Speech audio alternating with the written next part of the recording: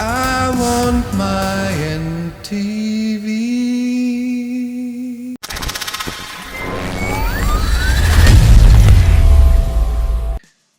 Iran hunts suspected collaborators with Israel.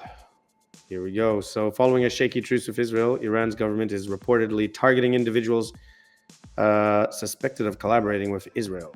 Hundreds detained, some fleeing to neighboring countries like Turkey, where they usually go when everyone's fleeing the Middle East. So Iran has been carrying out a string of executions and arrests amid fears of infiltration of Israeli spies.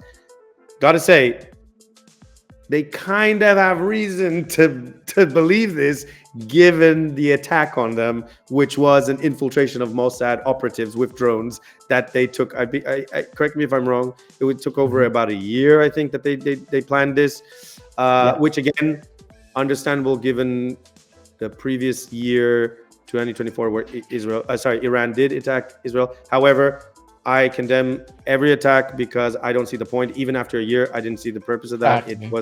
I don't think it was warranted. Out of anything. So yeah, fighting fire with fire just makes a blaze.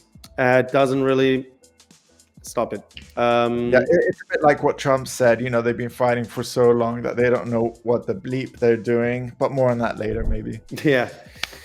So the mass detention. So yeah, the Iranian intelligence and Revolutionary Guard forces have arrested over 700 individuals accused of espionage for Israel, many allegedly aiding Mossad through drone operations, photographing military sites or plotting sabotage. Now, this you have to also how many of these are just innocent Iranian people as well? Because obviously a lot of Iranian people are, caught up at the wrong place at the wrong time, and this again is something that made an example of. Yeah, this is something that also aggravates me because of all of these, the escalation of these tensions and all of these things.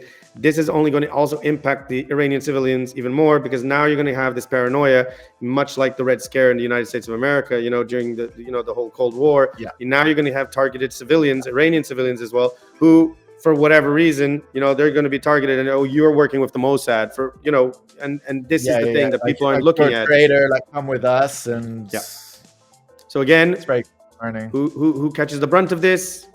The civilian, the average person, everyday Joe. Yeah, and Jill. So at least 3 Kurdish men were hanged in Urmia, convicted of aiding Israel in the assassination of nuclear scientist Mohsen Fakhrizadeh. Another 2 were reported executed on similar charges. These were Kurdish people. Parliament passed emergency espionage laws permitting faster trials and harsher sentences. It is exactly like the McCarthyism of the United States of America during the 40s. Harsher sentences under wartime standards. Basij, paramilitaries, and checkpoints have been ramped up nationwide. Of course, there's human rights concerns, as we mentioned. Organizations like Amnesty International warn these actions are fueling arbitrary arrests. We just highlighted that. Yeah. Opaque trials, torture, and executions, with digital monitoring and suppression of dissent increasing. What's interesting is that 3 men that were hanged were Kurdish. And also, I know Kurds that were in the UK and even in Greece and different countries. They don't have their own country, and they, No, they don't. They've been actually trying to, many peacefully fight form their own fight for that. And one thing that many people don't know is that also a lot of Kurds have been affected by, obviously, the Iraqi regime and other regimes in the Middle East. Unfortunately, they have been targeted. They were actually, a lot of Kurdish people helped to fight off and stop ISIS when ISIS grew.